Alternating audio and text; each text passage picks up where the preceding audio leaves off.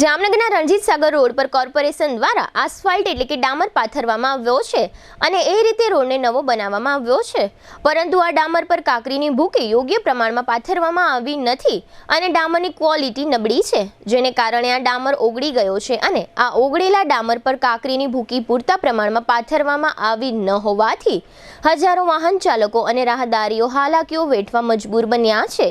અત્રે ઉલ્લેખનીય છે કે જામનગરનો આ મામલો આખા રાજ્યમાં ગાજી ચૂક્યો છે। આ વિષય અંગે જામનગરના એક સ્થાનિક નાગરિકે આપેલી વિગતો પ્રસ્તુત છે।